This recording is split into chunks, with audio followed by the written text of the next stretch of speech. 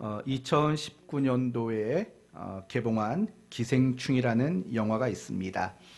저는 이 영화를 보지 못했습니다. 하지만 이 영화에 등장하는 하나의 명대사는 알고 있습니다. 여러분 그 명대사가 뭔지 아시겠습니까? 이런 거죠. 너는 계획이 다 있구나. 한번 영상 잠깐 보도록 합시다. 이 대사입니다.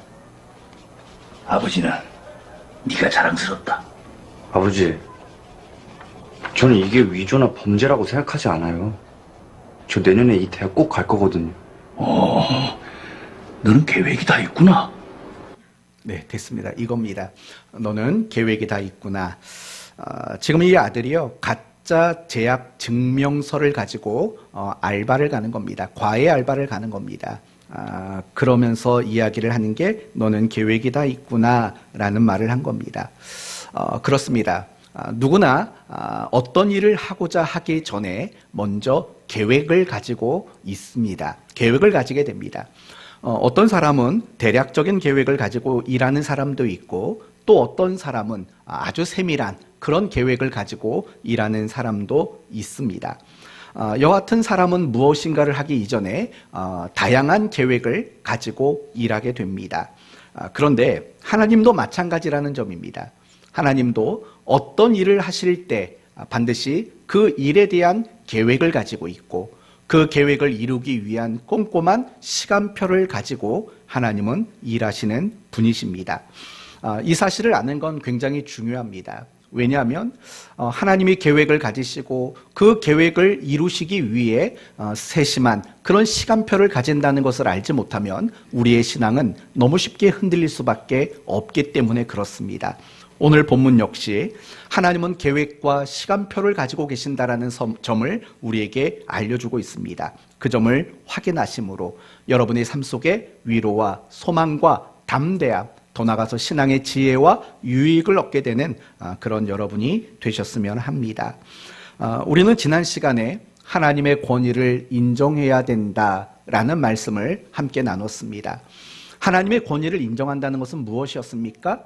하나님의 뜻을 받아들이는 것이며 항상 무엇이든 하나님이 허락해 주시기를 원하는 그런 위치에서 그런 태도를 가지고 살아가는 것, 그게 바로 하나님의 권위를 인정한다라는 말의 뜻이었습니다. 간단히 말하면 이거죠.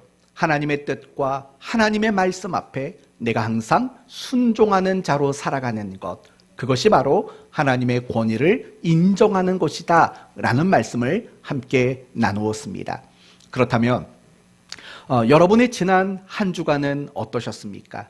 하나님의 권위를 인정하셨습니까? 아니면 다른 때와 마찬가지로 여전히 하나님의 권위를 인정하지 않고 하나님의 권위를 외면하고 여전히 내가 원하는 방식의 삶을 고집하고 주장하며 그렇게 살지는 않으셨습니까?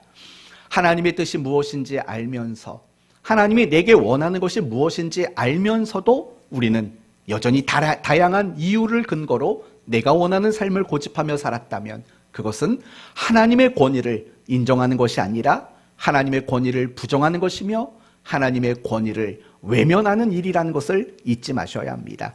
다시 시작되는 이 한 주간부터라도 다시금 하나님의 권위를 철저히 인정할 수 있는 건강한 그리스도인으로 여러분이 살아가게 되시기를 바랍니다. 이제 오늘 본문을 함께 살펴보려고 합니다. 지난주에도 읽었고 오늘도 읽었습니다.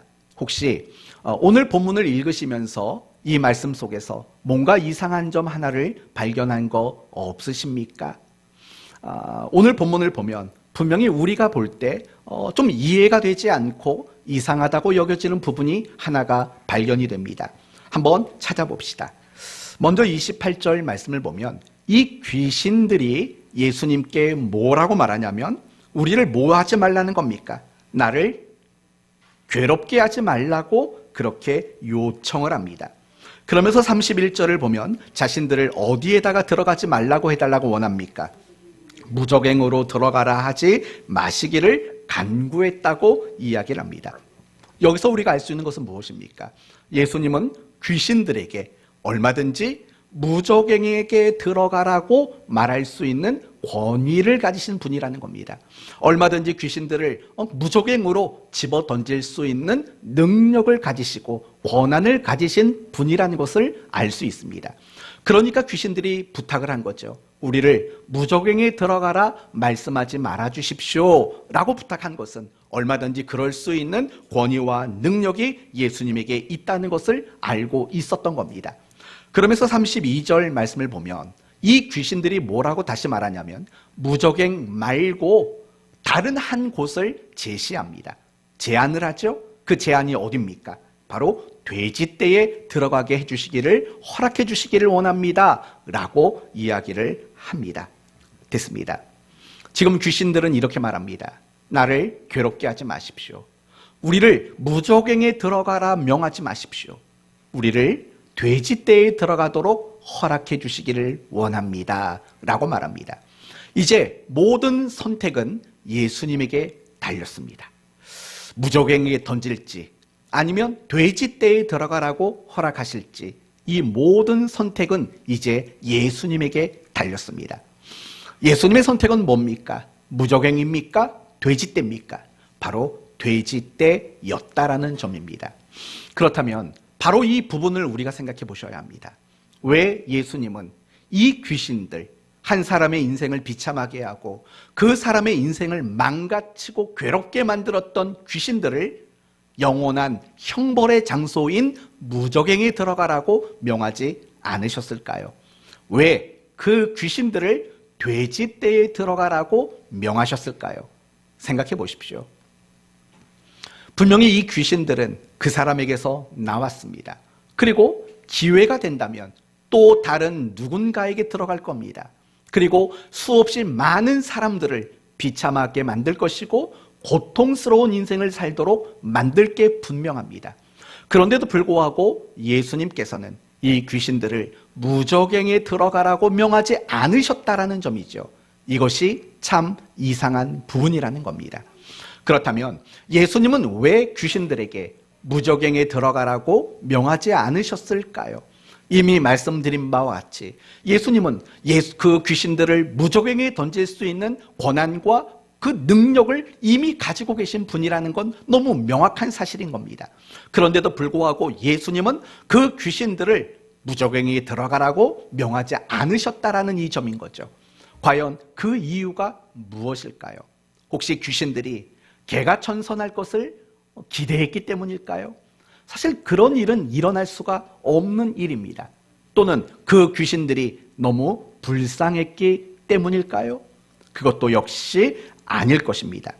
그렇다면 왜 예수님은 이 귀신들에게 무적행에게 들어가 영원한 멸망을 받으라고 명령하지 않으셨을까요?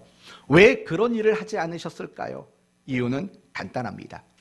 귀신들이 이 무적행에 들어갈 때가 아니었기 때문입니다.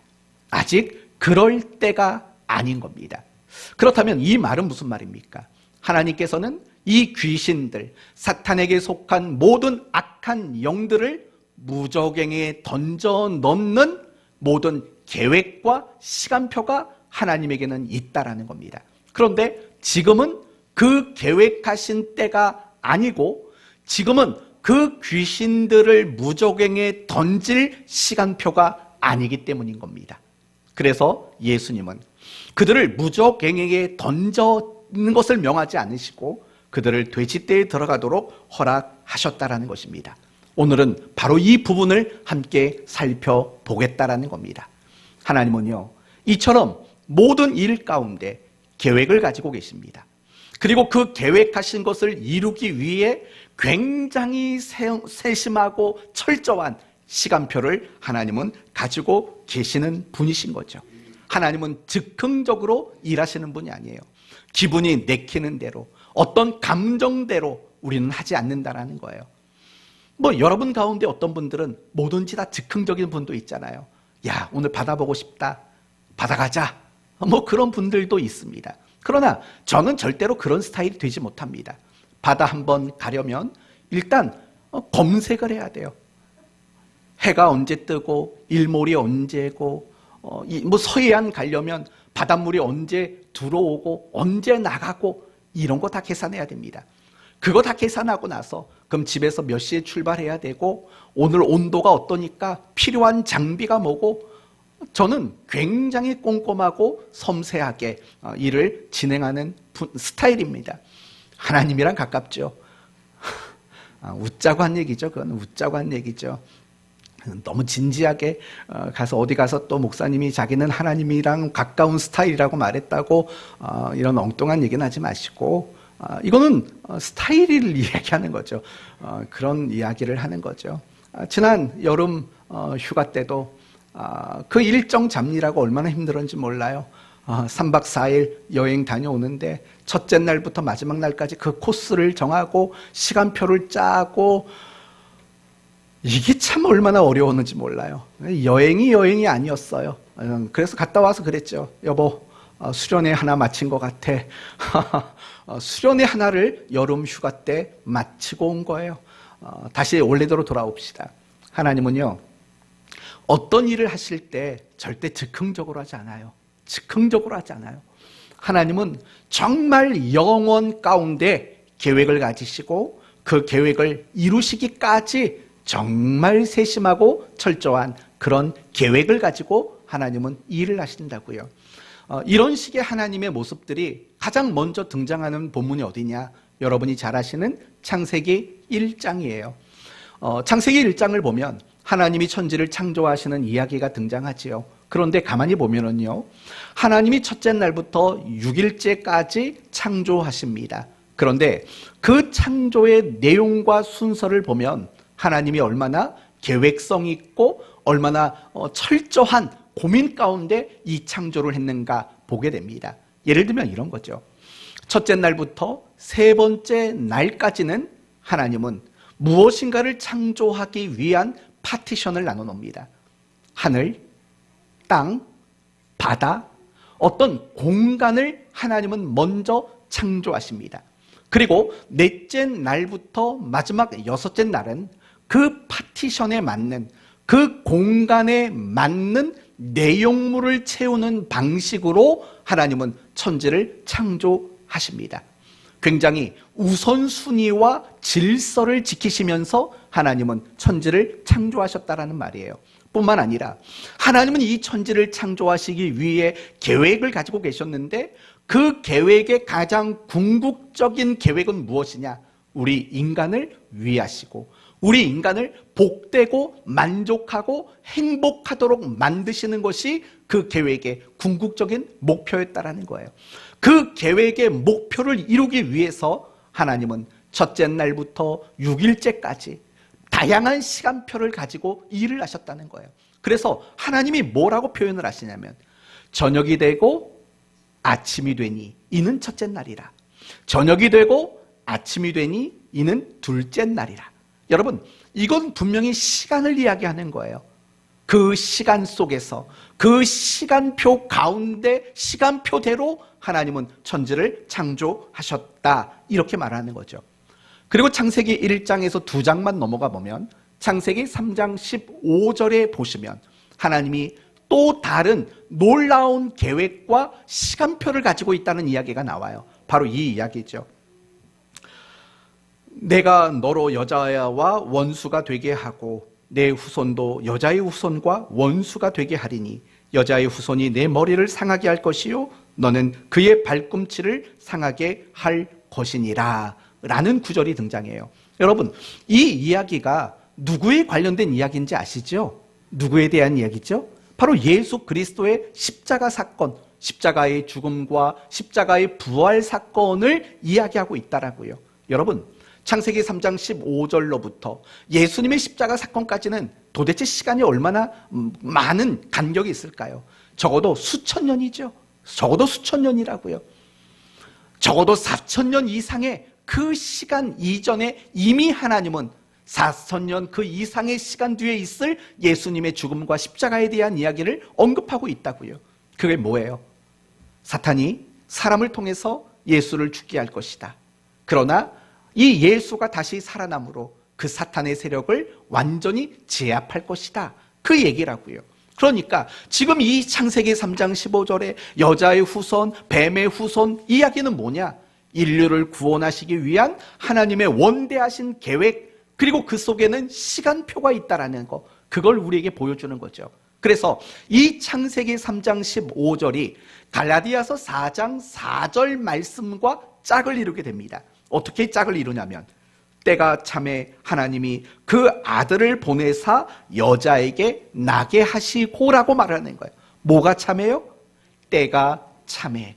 그러니까 하나님이 계획하신 그 시간표가 되었기 때문에 하나님은 여자에게서 아들, 이 예수 그리스도를 나게 하셨다라고 말을 하고 있다는 거예요. 창세기 3장 15절의 말씀들이 이루어지었다라는 거죠. 결국에는 이 창세기 3장 15절의 구절만 봐도 하나님은 어떤 일이든 계획과 시간표를 가지고 있다는 것을 우리는 알 수 있는 거죠. 또 창세기 15장을 보시면 하나님이 아브라함과 언약을 맺는 장면이 나와요. 약속을 맺어주시는 장면이 나온다고요. 그 장면 속에 이런 구절이 나와요. 여호와께서 아브라함에게 이르시되 너는 반드시 알라 내 자손이 이방에서 객이 되어, 요거 생각해 두세요. 객이 되어 그들을 섬기겠고 그들은 400년 동안, 이것도 기억해 두세요. 400년 동안 내 자손을 괴롭히리라. 그들이 섬기는 나라를 내가 징벌할지며 그 후에 내 자손이 큰 재물을 가지고 나오리라. 너는 장수하다가 평안히 조상에게로 돌아가 장사될 것이요 내 자손은 4대 만에 이 땅으로 돌아오리니 라고 말한다고요. 그러니까 이 구절에 나오는 표현들을 보면 어떤 것들이에요? 객이 될 것이다, 그리고 400년 동안 징벌할 것이다, 재물을 가지고 나올 거다, 너 장수할 거다, 자손은 4대 만에 이 땅에 돌아올 거다. 여러분, 이건 뭐냐면 어떤 시간에 대한 이야기도 나오고 그 시간표 안에서 이루어지는 일들, 객이 된다, 또 큰 재물을 가지고 나올 거다, 내가 그들을 징벌할 거다, 이거는 다 시간표에 관련된 얘기잖아요. 4대 만에 장수하리라, 이건 다 계획이지만 그 안에 나오는 객이 될 것이다, 그들을 징벌할 거다, 재물을 가지고 나올 거다, 이 땅에 돌아올 거다 라는 모든 표현들은 다 뭐냐? 시간표와 관련된 거예요. 하나님은요, 이렇듯이 어떤 일이든 계획과 그 계획을 이루기 위한 철저한 시간표를 하나님은 분명히 가지고 계신다라는 거예요. 성경 가장 마지막으로 가도 마찬가지예요. 요한계시록 1장 1절에 이런 말이 나와요. 예수 그리스도의 계시라.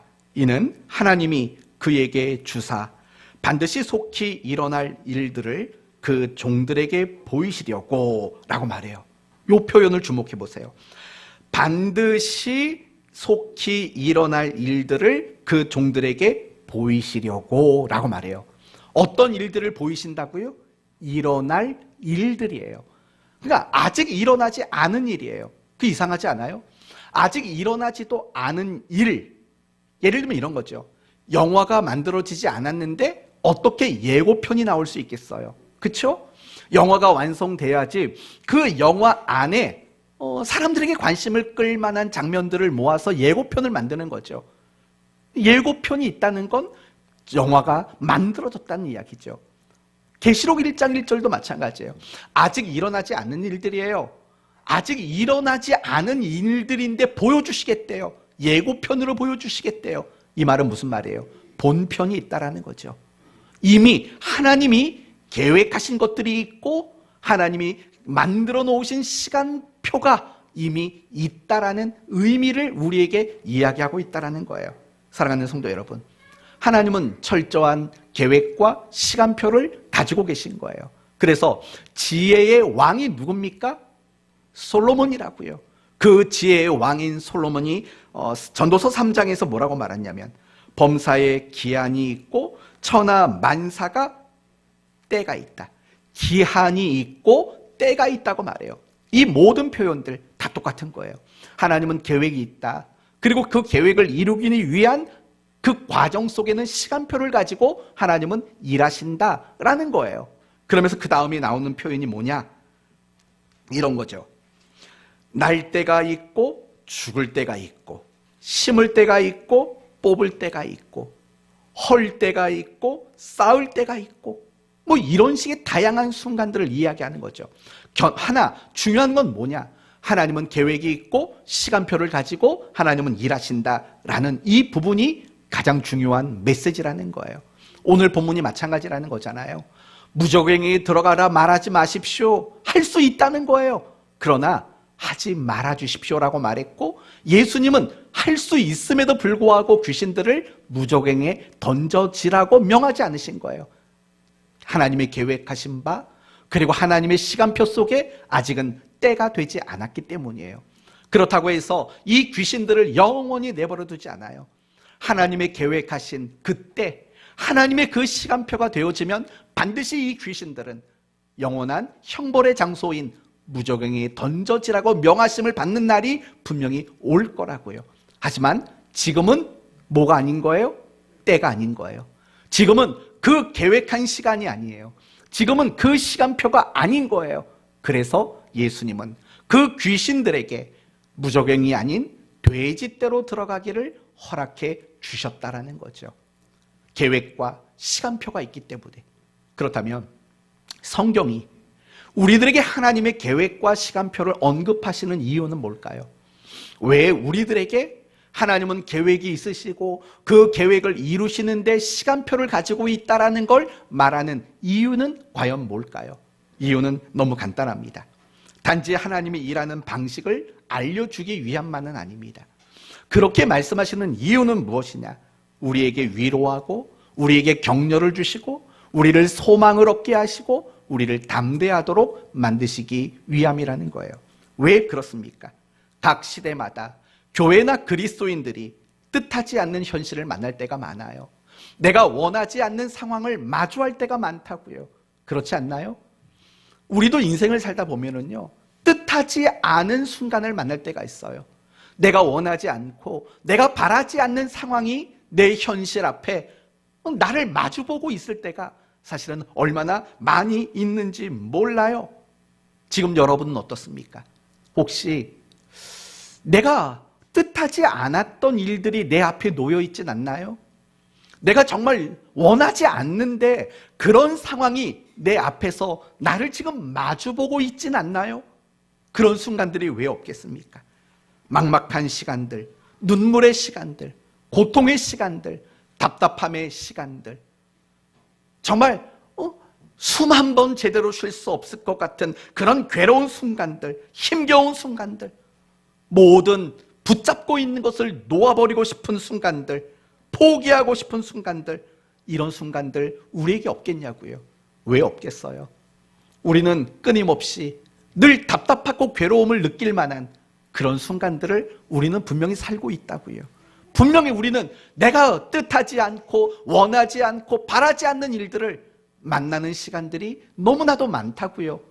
그런 순간들이 지금까지도 많았지만 앞으로도 많을 거라고요. 그러나 우리가 그런 순간들 속에서 기억하라는 거예요. 뭘 기억하냐면 내가 원하지 않는 현실, 내가 뜻하지 않고 바라지 않는 순간들이 내게 찾아왔을 때에도 그 순간들이, 그 사건들이 하나님의 계획, 하나님의 시간표 속에서 우리를 만나고 있는 사건들이다 라는 것을 깨달으라고 이 이야기를 우리에게 주고 있다라는 겁니다. 사랑하는 성도 여러분, 우리가 다양한 삶의 순간들을 마주할 때마다 왜 버거운지 아십니까? 왜 우리가 지치고 왜 우리가 살 소망을 놓치는 줄 아십니까? 그건 다른 이유가 아닙니다. 그 일이 뭔가 잘못돼서 만난 일이라고 생각하기 때문에 그럽니다. 하나님이 뭔가 실수해서 생겨난 일이라고 생각하기 때문에 그렇습니다. 그러나 결국 그런 일은 없습니다. 이 세상에는 우연이라는 건 존재하지 않습니다. 우연이라는 것은 없습니다. 하나님의 계획과 하나님의 그 시간표 속에서 우리가 만나는 것뿐이지, 그리고 우리가 우연이라고 말하는 것은 하나님의 계획과 시간표를 모르기 때문에 우리는 우연이라고 말하는 것뿐이지, 세상에는 우연은 존재하지 않는 겁니다. 하나님은 굉장히 철저한 계획을 가지시거든요. 하나님은 굉장히 섬세한 시간표를 가지신 분이시기 때문에 그런 거예요.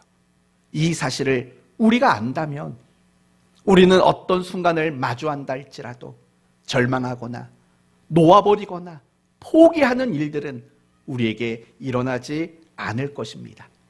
성도 여러분, 하나님은 계획과 시간표를 가지고 일하는 분이라는 것을 알고 계시지 않습니까? 그런데 우리가 그 사실을 알면서도 우리는 여전히 불안하고 여전히 두려운 마음이 듭니다. 저도 마찬가지입니다. 제가 여러분에게 하나님은 계획과 시간표가 있다고 설교를 하지만 사실은 저 역시도 그럼에도 불구하고 어떤 순간순간마다 놓아버리고 싶고 어떤 상황마다 답답함을 느끼고 괴로움을 느끼는 그런 순간들이 저에게는 왜 없겠습니까? 이유는 간단합니다. 모르는 게 아닙니다.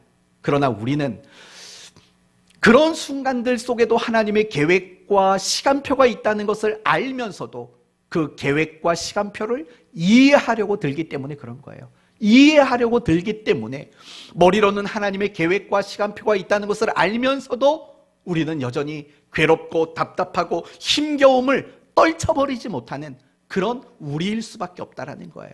이해하려고 하기 때문에. 하나님의 계획이 뭡니까? 하나님의 시간표는 도대체 뭡니까? 라고 이해하려고 하기 때문이라는 거예요. 사실은 이렇게 하나님의 계획과 시간표를 이해하려고 하는 것 자체가 무모한 행동이라는 걸 우리는 빨리 깨달아야 되는 거예요. 왜냐하면 하나님은 무한하신 분이시잖아요. 하나님은 생각하는 것과 계획하는 것과 모든 것들이 다 무한하신 분이시라고요. 그러나 우리는 유한한 존재라고요. 생각하는 것도 계획하는 것도 모든 것도 다 하나님은 다 우리는 유한한 존재일 수밖에 없어요. 그런 무한하신 하나님의 계획과 시간표를 유한한 존재인 우리가 이해하려고 한다면 그게 과연 이해가 될 수 있겠습니까? 될 수가 없는 거죠.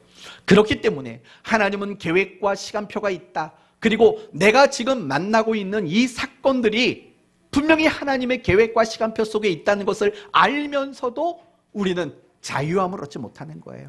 위로와 소망과 담대함을 갖지 못하는 거죠. 왜냐? 끊임없이 분명히 하나님이 계획이고 시간표인데 이해가 안 됩니다. 이해하려고 하는 그런 태도 속에서 우리는 알면서도 위로와 소망을 얻지 못하는 거예요. 우리의 신앙은요, 이해하는 게 아니라고요. 우리의 신앙은 이해하는 영역이 아니라 하나님을 신뢰하는 게 우리의 신앙의 영역이라는 것을 잊지 말아야 돼요. 신뢰인 거예요. 이해가 아니라고요. 우리가 하나님을 이해하려고 든다면 어떻게 되느냐? 결국은 신뢰가 깨지게 돼 있어요. 왜요? 이해할 수 없으니까. 우리는 하나부터 열까지 제대로 이해할 수 없기 때문에 하나님을 이해하는 방식으로 하나님을 다가간다면 우리는 하나님께 대한 믿음과 신뢰가 깨질 수밖에 없다는 이 사실을 우리는 알아야 되는 거죠. 그러면 우리는 하나님을 이해할 수 없느냐? 그렇진 않습니다. 하나님이 때때마다 하나님을 이런 뜻이 있었구나, 이런 계획이 있으셨구나, 이런 시간표였구나 라고 깨닫게 해주시는 순간들이 있습니다. 그런 방식으로 우리는 하나님을 더 많이 알아가게 되는 겁니다. 그러나 우리가 하나님을 이해하려고 다가서는 것 자체는 우리로 하여금 하나님께 대한 신뢰를 깨트리는 일일 수밖에 없다는 사실을 잊지 말아야 합니다. 하나님은 계획과 시간표를 가지고 일하십니다. 이해하려고 하지 마십시오. 그것을 신뢰할 수 있는 여러분이 되도록 노력하십시오. 어떻게 신뢰할 수 있냐고요? 하나님은 계획하신 것과 시간표를 가지신 것들을 친히 이루어내시는 능력의 하나님이신 거죠. 창세기 3장 뱀의 후손과 여자의 후손, 하나님이 그 일을 성취하셨습니까? 안 하셨습니까? 하셨다고요. 그 계획과 시간표를 이루어내셨다고요. 아브라함에게 주셨던 창세기 15장의 언약, 4대 만에 이 땅에 들어오리라. 애굽의 종로로 타는 이스라엘이 400년 뒤에 가나안 땅에 들어오는 일, 이 계획과 시간표가 이루어졌습니까? 안 이루어졌습니까? 이루어졌다고요. 우리는 계획과 시간표를 제대로 이루지를 못한다고요. 우리는 살면서 하루의 계획을 세워요. 하루의 시간표를 세워요. 한 주간에, 한 달에, 1년에 계획과 시간표를 세운다고요. 근데 우리는 그거 다 못 지켜요. 그렇지 않습니까? 오늘 여러분이 지켜야 되는 시간들을 여러분은 지키셨습니까? 여러분이 하루하루 세운 계획들은 다 그 시간표대로 이루어지셨습니까? 안 된다고요. 저도 한 주간을 살면서 시간표가 있다고요.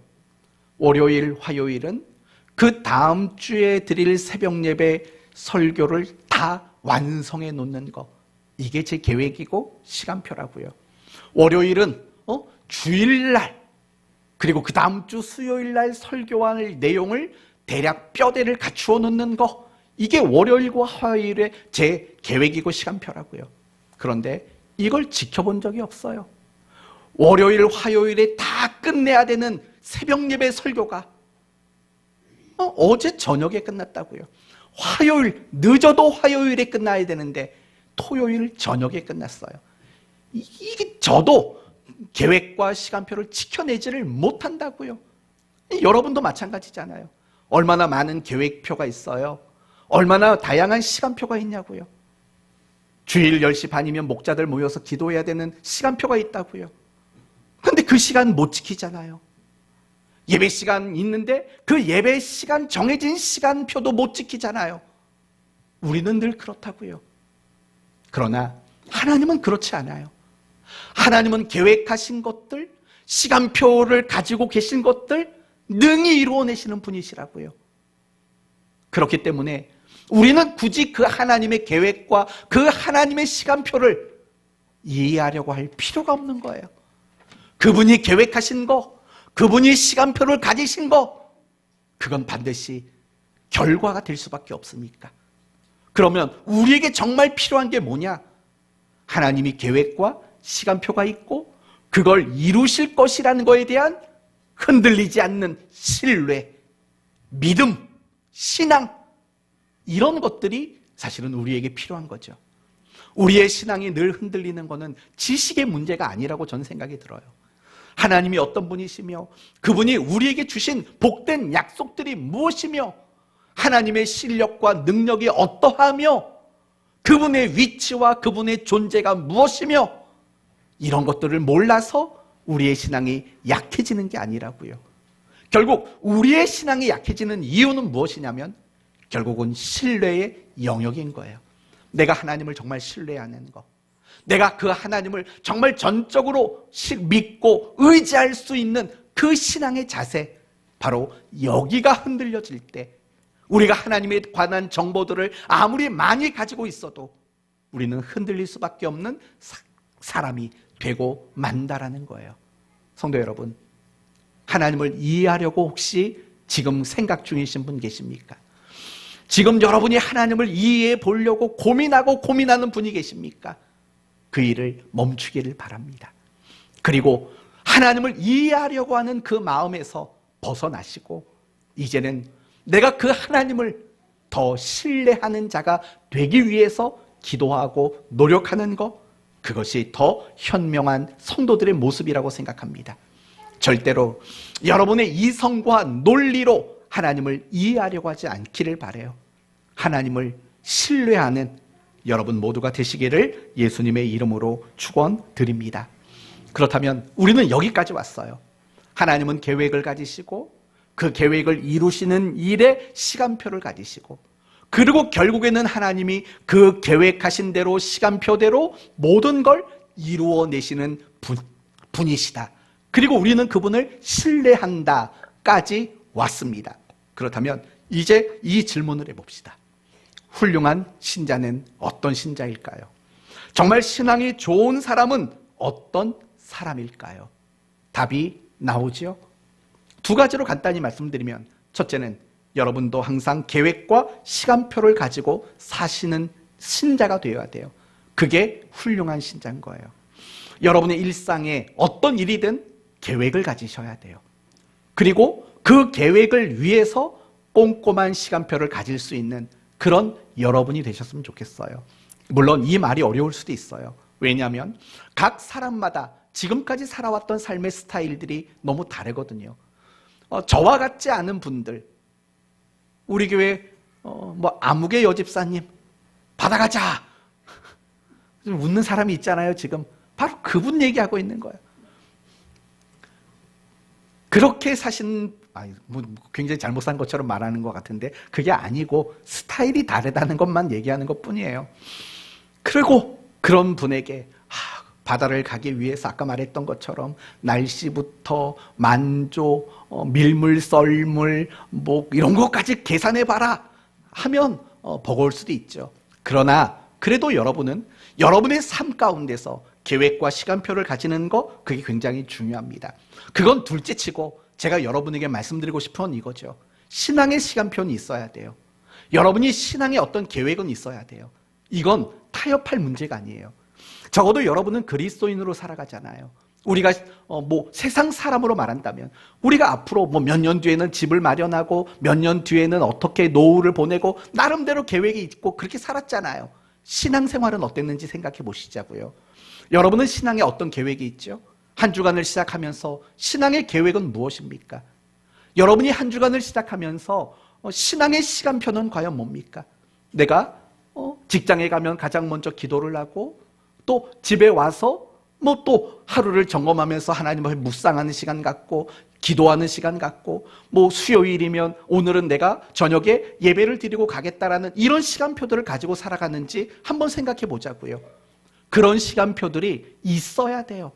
적어도 신앙의 시간표, 신앙의 계획표는 사실 우리는 가지고 있어야 돼요. 그런 계획표와 시간표가 없으면 우리는 너무 무질서하고 적극적이지 못한 그런 신앙생활을 살 수밖에는 없는 거죠. 마찬가지잖아요. 우리가 인생을 살면서 계획 없이 살고 시간표 없이 산다면 그 인생이 얼마나 그냥 의미 없이 낭비하는 인생이 되겠냐고요. 그러나 인생 속에서도 계획과 시간표를 가질 때 우리 인생은 더 알찰 수 있는 거잖아요. 알찰 수 있는 거죠. 제가 아까 말한 대로 제가 월요일, 화요일에는 그 다음 주간 새벽 예배를 다 준비하고, 여러분 제가 이런 계획이 없었으면요, 시간표가 없었으면 저는 매일 다급한 새벽 예배를 드릴 수밖에 없었을 거예요. 그냥 준비도 안 한 채 올라와서 성경 몇 번 읽어보다가 똑바로 사세요. 호통 한번 치고 그리고 이 새벽 예배 마쳤습니다. 이렇게 할 수도 있죠. 하나, 단 한 번도 새벽 예배를 미리 준비하지 않고 해본 적이 없다고요. 너 잘났네가 아니라 계획과 시간표라는 건 우리 인생에 정말 중요한 역할을 한다는 걸 말씀을 드리는 거예요. 일상에도 그렇잖아요. 우리의 신앙도 마찬가지인 거예요. 내가 신앙의 계획표를 가지고 내가 신앙의 시간표를 가지는 거, 그거 정말 중요하다고요. 여러분에게 간곡히 부탁합니다. 오늘부터라도요, 신앙의 계획표를 세워보세요. 그리고 신앙의 시간표를 여러분 꼭 세워보세요. 그게 정말 지혜로운 사람이에요. 어차피 우리의 신앙의 목표는 하나님을 닮는 거잖아요. 그분이 계획과 시간표를 가지고 일하신다면 당연지사 우리도 신앙의 계획표와 시간표를 가지는 것은 너무 당연한 일일 거예요. 그리고 더 중요한 두 번째는 뭐냐면 조급하지 말아야겠죠. 하나님이 계획표가 있고 시간표가 있다면, 그리고 그 하나님이 그거를 다 이루어내시는 분이라고 내가 신뢰한다면 우리는 굳이 뭐 할 필요가 없다고요? 조급할 필요가 없는 거죠. 그리고 하나님의 계획과 시간표가 성취될 때까지 우리는 묵묵히 어떻게 하면 될까요? 기다리면 되는 거죠. 이걸 우리는 할 줄 알아야 돼요. 이게 훌륭한 신자인 거예요. 이게 정말 신앙이 좋은 신자의 모습인 거예요. 조급하지 않고 하나님의 계획과 시간표가 완성될 때까지, 이룰 때까지 나는 묵묵히 잠잠히 조용히 기다릴 줄 아는 거, 이게 신앙의 훌륭함이라는 것을 우리는 알아야 하는 거예요. 여러분, 조급하면 문제가 된다는 거 아시죠? 조급하면 문제가 생겨요. 제 스타일은 어떠냐면요, 조급하면 금방 화가 나요. 저는 정말 못된 성격을 가지고 있어요. 조급하면 화가 나요. 저는요, 갑자기 계획했던 대로 안 되면 제 마음이 굉장히 괴로워져요. 그래서 금방 감정이 흔들려요. 그래서 저는 어떤 일을 하든 저는 계획과 시간표대로 살아야만 제 마음이 좀 든든하게 지켜지는 그런 이상한 스타일이에요. 오늘 제가 자꾸 이상한 사람이 돼가는 것 같은데 좀 그래요. 근데 정말 그런 것 같아요. 조급하면 무슨 일이든 문제가 생겨요. 여러분, 교통사고가 왜 날까요? 사실 대부분의 경우는요, 교통사고가 나는 게 다 조급함 때문인 거예요. 저기 앞에 이제 파란불에서 주황색 불로 바뀌어요. 그러면 이제 여유롭게 멈추면 되잖아요. 근데 우리는 이 빨간불이 들어오기 전에 그냥 지나가고 싶은 조급함이 든다고요. 그러면 정말 큰 사고가 나는 거죠. 뭐 어디 그뿐이에요. 부부가 다투는 것도 생각해 보시면 조급함 때문일 때가 많아요. 특히 부모들이 자식들을 보면서요, 때로는 실망할 때가 있어요. 한 6살까지는요, 내 자식이 천재가 아닌가, 영재가 아닌가, 다 그런 기대를 가져요. 저도 그런 기대를 가졌어요. 이 아이가 돌 되기 전부터 말을 해요. 야, 얘는 분명히 천재다.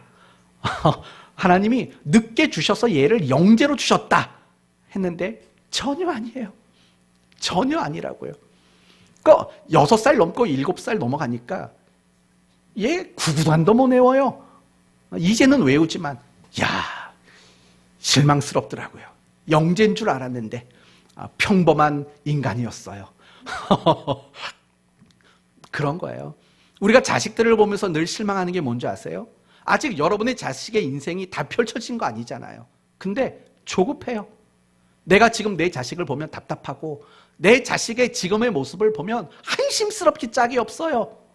그러니까 맨날 자식에게 나쁜 말만 하는 거죠. 왠 줄 알아요? 조급하니까. 아직 내 자식의 인생이 5분의 1도 안 펼쳐졌는데 마치 자식의 인생을 다 내다본 사람인 양 조급한 마음을 가지니까 우리는 자식에게 실망을 느낄 수밖에 없는 거예요. 염려와 근심도 마찬가지예요. 다 조급한 일이에요. 아직 일어난 일도 아니에요. 근데 우리는 늘 조급하지요. 그러니까 내 삶에 다양한 문제들이 일어날 수밖에 없는 거예요. 우리의 신앙생활 속에서도 마찬가지예요. 원망과 불평과 마음이 강팍해지는 것과 의심과 갈등과 불순종, 모든 게 다 어디서 나오느냐? 조급한 마음에서 나오는 거라고요. 그리고 결국 이렇게 조급한 마음은 어떻게 우리를 만드냐면 신앙의 정도가 있잖아요. 신앙인들이 걸어가야 하는 바른 길이라는 게 있다고요. 거기서 벗어나도록 만드는 거예요. 조급함은 항상 그래요. 조급함은 항상 그래요. 예를 들면 아브라함을 보세요. 하나님이 자식을 주겠다고 아들을 주겠다고 했잖아요. 그런데 막 10년, 15년 막 지나갔어요. 근데 안 생겨요, 자식이. 그러니까 무슨 생각을 했냐면 몸종 하갈과 동침을 해서 아이를 낳는 정도가 아닌 빗나간 길을 걷기 시작했다고요. 그 모든 게 다 조급함이에요. 시내산 아래에 있었던 이스라엘 백성들은 금송아지를 만들었다고요. 그리고 뭐라고 말했냐면 이 금송아지가 우리를 애굽에서 인도해낸 신이다, 이렇게 말하고 춤추면 노래를 불렀다고요. 탈선이죠. 신앙의 탈선이죠. 왜 그랬을까요? 모세가 시내산에서 내려오질 않는 거예요. 그러니까 조급한 마음이 들어요. 탈선. 여러분 사도 바울이 아니죠. 그냥 사울을 생각해 보세요. 어느 날 블레셋이 침공을 했어요. 사무엘 선지자에게 말해서 오셔서 우리를 축복해달라고 제안을 했다고요. 번제를 제안한 거예요. 근데 며칠이 지나도 사무엘 선지자가 오질 않아요. 그러니까 마음이 조급해져서 왕이 뭘 했냐면 제사장만 할 수 있는 하나님께 제사 드리는 그 분향을 이 사울이 했다고요. 불신앙을 저질렀다고요. 결국 이 모든 것들의 원인이 뭐냐? 다 뭘까요? 조급한 마음 때문에 이런 일들이 일어나게 된다라는 거예요. 우리 주변에도 마찬가지예요. 정말 신앙이 무너지는 사람, 신앙이 이탈하는 사람들을 보면은요, 한결같은 공통점이 있는 거죠. 조급함인 거죠. 하나님은 왜 내 기도 안 들어줘? 하나님은 왜 나에게 축복을 안 해줘? 할 만큼 했는 것 같은데? 왜 하나님은 내 믿음을 빨리 좋아지게 안 해줘? 라는 이런 조급함들이 우리에게 시험이 들게 하는 거고 우리의 신앙을 흔들어 놓는 경우들이 너무나도 많다는 거예요. 정말 중요한 건 조급함이라는 것은 나의 일상에도 큰 문제를 만들어요. 그렇죠? 큰 문제를 만든다고요. 그러나 이 조급함이라는 것은 우리의 신앙생활에는 더더욱 치명적인 문제를 만든다는 사실을 우리는 잊지 말아야 돼요. 그러면 어떻게 해야 돼요? 조급하지 말고 하나님의 계획하신 것 이루시고 하나님의 시간표에 도달할 때까지 우리는 기다릴 줄 아는 거. 이게 사실은요 굉장히 중요한 우리 신자의 자세인 거예요. 그러면 이런 생각을 해봐야죠. 아따, 하나님 왜 기다리게 하십니까? 사실 기다리는 것 자체가 쉬운가요? 어려운가요? 굉장히 어려워요. 그러니까 우리는 식당에 가서 아주머니 김치찌개 백반 하나 주세요 해놓고 물 한 컵 마시고 언제 나와요? 라고 우리는 말을 한다고요.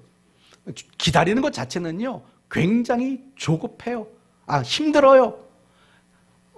저도 교회 나올 때 1층에서 엘리베이터를 딱 눌렀는데 이게 5층 가 있으면 그 기다리는 것도 괴로워요. 제가 성격이 되게 급하거든요. 그래서 저 웬만하면 그냥 계단으로 뛰어다녀요. 그러니까 오죽하면 제 아내가 발자국만 들어도 제가 집에 오는 걸 안 돼요. 저는 계단도 걸어 다니질 않거든요. 그냥 다다다다닥 뒤에 올라가니까 그 발자국 소리만 들어도 제 아내는 문을 열어줘요. 저희는 초인종을 눌러본 적이 없어요. 왜요? 발자국 소리만 들어도 알아서 문을 열어주니까. 얼마나 고마운지 몰라요. 기다리는 거 굉장히 어려워요. 근데 하나님은 그 어려운 걸 우리한테 시켜요. 그렇죠? 자꾸 우리에게 조급하지 말아라. 응? 기다려라. 늘 하나님이 그러신다고요. 이유는 하나인 것 같아요. 하나님이 우리가 힘든다는 거 알지만 기다리라고 말씀하시는 데는 이유가 있어요. 훈련이에요. 훈련. 우리를 훈련시키는 거. 훈련은 결국 무엇을 만드냐면 우리의 유익을 만들게 돼 있어요. 그러면 하나님이 기다림이라는 걸 통해서 우리에게 만드는 훈련과 유익의 결과물은 뭐냐? 이런 거죠. 우리의 인격과 우리의 성품이, 우리의 신앙이 더 성숙하게 변해간다라는 유익을 우리는 얻게 된다라는 거예요. 요셉이라는 사람 아시죠? 요셉은 아버지에게 편애를 받았어요. 제일 좋은 옷만 받아 입었다고요. 원래는 안 그래야 되잖아요. 형들 옷을 물려입고 틀어지면 꼬매고 그거 다시 물려입고 그게 동생들의 운명이잖아요. 근데 요셉은 안 그랬어요. 요셉은요 항상 제일 좋은 옷만 받아 입었다고요. 그러니까 형들이 얼마나 괴로웠겠냐고요. 그러니까 형들이 요셉을 굉장히 미워했어요. 구박을 굉장히 많이 했다고요. 아마 볼 때마다 째려봤겠죠. 꿀밤 줬겠죠. 그러니까 요셉은 내심 마음속에 이런 형들에게 복수하고 싶었을 거예요. 그런데 힘이 없어요. 형들이 모두 다 나를 미워해요. 복수할 방법이 없어요. 그러다가 요셉이 형들을 복수할 수 있는 방법을 하나 찾았어요. 그게 뭔지 아세요? 형들의 잘못을 아버지에게 고자질하는 거예요. 그게 형들에게 복수할 수 있는 요셉의 유일한 방법이었던 거죠. 그러다가 팔려간 거죠. 그렇죠? 굉장히 미숙한 사람인 거죠. 미숙한 사람이라고요. 그런데 이렇게 미숙했던 요셉이 결국 시간이 지나고 결국 사람이 달라져요. 자기를 죽이려고 했고 애굽의 노예로 팔았던 형들을 용서해 줘요. 아무 대가 없이. 그리고 그 형들의 자식들까지 요셉은 다 책임을 져줘요. 왜 그랬냐고 한 번도 따져 묻지를 않아요. 형들에게 정말 노려보지도 않아요. 그때 요셉은 애굽의 국무총리였잖아요. 말 한마디면 아니 뭐 말까지 필요해요? 부하들에게 눈짓 한 번만 해도 형들을 다 죽일 수 있는 권한을 가졌잖아요. 근데 전혀 안 그래요. 그렇게 고자질하던 미숙했던 요셉이 형들의 잘못을 품어주는 사람으로 바뀌었다고요. 그게 뭔지 아세요? 하나님의 계획과 하나님의 시간표 가운데 묵묵히 기다린 결과예요. 기다림이 만들어낸 결과라는 거죠. 모세도 마찬가지인 거예요. 모세가 히브리인임에도 불구하고 애굽 나라의 왕자가 됐다고요. 그렇게 왕자로 살다가 40살이 됐을 때 인생의 중요한 결정을 내려요. 나는 더 이상 애굽의 왕자로 살지 않겠다. 비록 노예 민족이지만 내가 이스라엘 백성들 위에서 살겠다라고 결심을 해요. 그래서 그 결심이 뭐랬냐면 자기 동족을 괴롭히는 애굽 군인을 쳐 죽이는 일로 그 결심이 나타나게 돼요. 내심 모세는 이런 생각을 했겠죠. 내가 이렇게까지 결단한 걸 보여드렸으니까 하나님이 나를 통해서 내 민족을 해방시키겠지라는 생각을 가졌겠지요. 그러나 하나님은요, 그 40살의 모세를 쓰지 않으신다고요.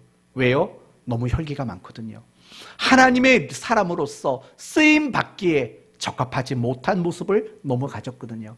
그래서 모세는 하는 수 없이 광야로 도망을 갈 수밖에 없었죠. 왜요? 애굽을 배신했으니까. 그러니까 죽을 수밖에 없는 위치에서 광야로 도망을 쳤다고요. 그리고 시간이 40년이 흘렀어요. 모세가 80이 됐다고요. 그때 하나님이 모세를 불렀다고요. 모세가 아마도 이런 마음이었을 거예요. 하나님, 왜 이제 와서 그러십니까? 나 이제 80 먹었습니다. 왜 이제 와서 그러십니까? 나는 내 몸 하나도 건사하기가 이제 버거운 나이입니다. 걸을 때마다 무릎에서 뚝뚝 소리 나는 거 안 들리십니까? 예를 들면 이런 식으로 말할 수도 있겠죠. 근데요, 그 모세가 이스라엘의 지도자로 쓰임을 받는다고요. 그러면서 이 모세에 대한 평가가 뭔지 아십니까?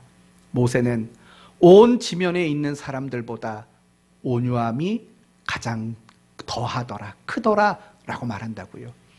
혈기 많았던 그가 세상에서 가장 온유한 사람으로 바뀌었다고요. 그러면 모세가 그렇게 바뀌게 된 것은 무엇의 결과물일까요? 하나님의 계획과 그 시간표 가운데 기다림의 결과물이었다라는 거예요.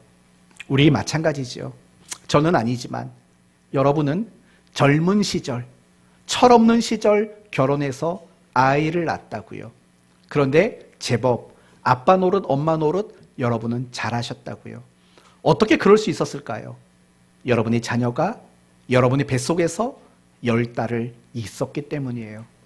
그 10달이라는 기간은 기쁘기도 한 기간이에요. 그러나 걱정도 염려도 많은 기간이라고요. 뱃속에서 그렇게 잘 놀던 아이가 이 노는 게 갑자기 없어져요. 그러면 얼마나 불안한지 몰라요. 여러분, 우리 연예인 중에서 정말 신앙 좋은 사람으로 손꼽히는 사람 중에 출산을 며칠 앞두고 거의 만삭된 아이가 뱃속에서 죽는 그 연예인도 있지 않습니까? 이름이 뭔지도 기억이 안 나요. 이름이 뭐죠? 네? 박시은인가? 그리고 무슨 진태연. 텔레비 많이 보시나 봐요. 아무튼 그거 보면서요, 저도 얼마나 눈물이 났는지 몰라요. 믿음 좋은 분들이거든요. 근데 아니 애가 태어나기 한 2주 전에 병원에 갔는데요, 뜬금없이 아이가 죽었다는 선고를 받은 거예요. 얼마나 괴롭겠냐고요. 그 상처를 극복하지 못하고 지금도 기도해달라고 요청하고 있다는 얘기를 들었어요. 여러분, 그 10달의 기간은 무조건 기쁜 시간만은 아니에요. 굉장히 고통스럽고 힘든 시간이죠. 특히 아이를 품고 있는 엄마의 경우에는 또 그 시간들이 얼마나 힘들겠어요, 시간들이. 근데 힘든 시간 10개월이지만 그 시간이요, 진짜 아빠 노릇, 엄마 노릇 할 수 있도록 성숙하게 만드는 시간들인 거예요. 만약에 이렇게 생각해 볼래요? 아이가 임신해서 그 다음날 태어난다고 생각해 보세요. 아빠 노릇, 엄마 노릇 잘할 수 있을까요? 절대 그럴 수 없을 거예요. 그러나 10달이라는 그 기다림의 시간들이요, 우리를 철들게 만들고 아빠, 엄마 노릇 할 수 있도록 조금씩 더 성숙하도록 만드는 시간들이라는 거죠. 우리는 마찬가지인 거예요. 하나님은 우리를 기다리게 하세요. 힘들어요. 힘들고 괴로워요. 그러나 그 기다림은 결국 우리에게 무엇을 가져다 주냐면 유익을 가져다 줘요. 모든 면에서 성숙하고 성장할 수 있는 그런 유익을 가져다 준다는 거예요. 기다림은 낭비가 아니에요. 요셉이 기다렸던 10여 년, 아브라함이 기다렸던 25년, 모세가 기다렸던 40년, 과연 누가 그 시간을 낭비라고 말하겠어요? 아니죠. 하나님의 기다림, 하나님의 계획과 시간표 속에서 기다리는 그 기다림은 결코 낭비일 수가 없어요. 그래서 야고보서 1장 4절에는 이런 말이 나오죠. 인내를 온전히 이루라. 이는 너희로 온전하고 구비하여 조금도 부족함이 없게 하려 함이라. 기다림은 우리를 온전하고 부족함이 없는 사람이 되도록 만드시는 하나님의 방법이다. 이렇게 이야기하고 있다는 거예요. 여러분, 저는 여러분이 인스턴트 신자가 되지 않았으면 좋겠어요. 웰빙 신자가 됐으면 좋겠어요. 여러분, 인스턴트 식품의 특징이 뭔지 아세요? 안 기다려도 돼요. 길어야 3분이에요. 전자레인지에 넣고 3분만 돌려주세요. 인스턴트는 3분이라고요. 소세지 30초예요. 그렇잖아요. 그러나 정말 웰빙 음식들, 사골국, 어떤 진국 이런 것들은요 시간이 오래 걸린다고요. 그만큼 건강하고 좋은 음식인 거죠. 그러나 오늘날 그리스도인들은 대부분이 인스턴트 그리스도인들이 많아요. 그냥 조급하고 기다리는 거 싫어하고 하는 이런 신자들이 너무 많다고요. 저는 여러분 모두가 조급하지 않고 기다릴 줄 아는, 그래서 그 기다림으로 인해서 여러분의 믿음이 성장할 수 있기를 바라요. 믿음이 잘 자라지 않는 분들 혹시 계신다면 이 부분도 점검해 보세요. 나는 기다릴 줄 아는가? 여러분, 기다린다라는 말은요 인내한다라는 말도 담겨져 있는 거예요. 나는 기다리는 성도인가? 기다릴 줄 아는 사람인가? 이런 부분들을 한번 고민해 볼 필요가 분명히 있는 거예요. 이와 같이 기다리는 건 쉽지 않은 거예요. 기다릴 수 있는 방법이 뭘까요? 끝으로 말씀을 드리고 마치겠습니다. 우리가 잘 기다릴 수 있는 방법은 아무리 고민해봐도 이거밖에 없는 것 같아요. 하나님의 사랑을 확신하는 거죠. 하나님의 사랑을 확신해요. 하나님이 나를 사랑하신다라는 거, 이걸 확신할 때 우리는 기다릴 수 있는 거예요. 여러분, 노아를 생각해 보겠습니까? 노아가 방주 안에 얼마 동안 체류했을까요? 머물렀을까요? 약 1년이 넘습니다. 1년하고도 며칠 정도 더 방주 속에 있었습니다. 그러면 여러분, 그거 한번 생각해 보세요. 그 긴 시간 동안 방주 속에 있는 거, 그게 편했을까요? 여러분 가운데 코로나 확진 받으셔가지고 집에서 따로 외출하지 못하고 자가격리 처분을 경험해 보신 분들 계시죠? 어땠어요? 물론 너무 좋다고 하는 분들도 계셨겠죠. 아픈 거 빼고는. 근데 답답하다고요.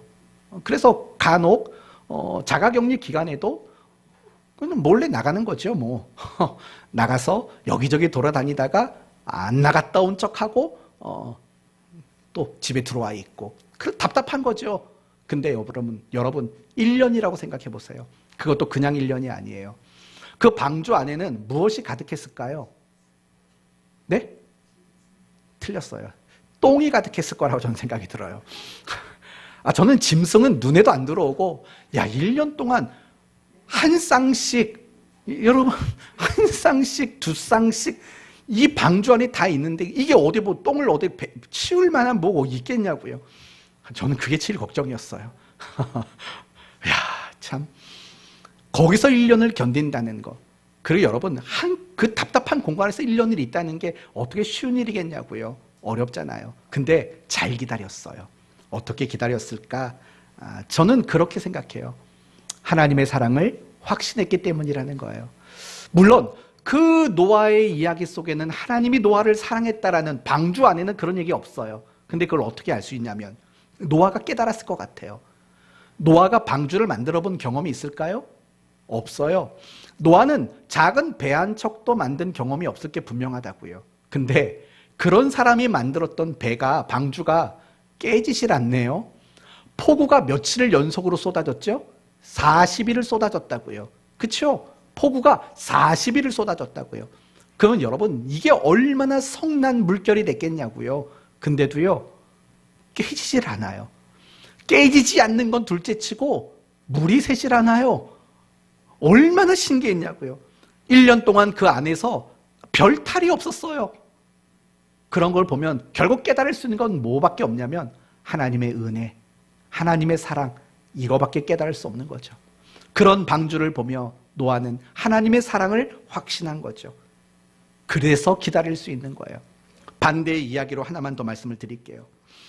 이스라엘 백성들은 애굽에서 나왔다고요. 그런데 나오자마자 그들은 먹을 게 없다, 마실 게 없다, 끊임없이 원망과 불평을 쏟아냈다고요. 심지어는 이런 말을 했어요. 그들이 또 모세에게 이르되 애굽에 매장지가 없어 당신이 우리를 이끌어내어 이 광야에서 죽게 하느냐 라고까지 말했다고요. 기다릴 수 없는 거예요. 왜 못 기다린 줄 아세요? 하나님의 사랑을 전혀 확신하지 않았던 거예요. 조금 전에 여러분에게 말씀드렸던 구절을 보세요. 애굽에 매장지가 없어서 우리를 이끌어내어 이 광야에서 죽게 하느냐. 여러분, 이 말 속에 하나님의 사랑을 그들이 깨닫고 있는 것 같아요? 전혀 깨닫지 못하는 거예요. 그래서 못 기다리는 거죠. 우리도 마찬가지예요. 기다림이 버거운 건 맞아요. 사실 기다리는 것 자체가 힘든 건 맞아요. 근데 그 힘든 것을 더 가중시키는 건 뭐냐? 하나님이 날 사랑하신다라는 확신이 없는 그 자체가 기다림을 굉장히 힘들게 만들게 되는 거예요. 여러분, 가끔씩 방송에 그런 게 나와요. 여행철이 지나고 나면 방송에 나오던데, 여행하는 여행지에요, 버려지는 강아지들이 그렇게 많대요. 자기가 잘 키우다가 어떤 사정이 있어서 그 강아지를 이제 버리고 그냥 집으로 돌아온대요. 그러면요, 그 개가 자기가 버려진 그 자리에서 어디 떠나질 않는데요. 왜 그럴까요? 자기가 버림받은 건 모르는 거죠. 여전히 주인이 나를 사랑해주고 있다라고 생각하고 있는 거죠. 그러니까 그 자리에서 떠나지 않고 그 자리에서만 맴돌면서 주인이 오기를 기다리는 거죠. 마찬가지인 거예요. 개에 비교해서 죄송합니다. 우리도 마찬가지인 거예요. 내가 정말 하나님의 사랑을 확신하면은요, 기다릴 수 있는 힘이 생기게 되는 거예요. 하나님이 여러분을 사랑하신다고요. 근데 이게 잘 안 느껴지잖아요. 그건 여러분이 말씀을 안 보기 때문에 그래요. 내가 하나님의 사랑을 확신하지 못하고 느끼지 못하고 깨닫지 못하는 이유는요, 말씀에서 멀어져 있기 때문에 그래요.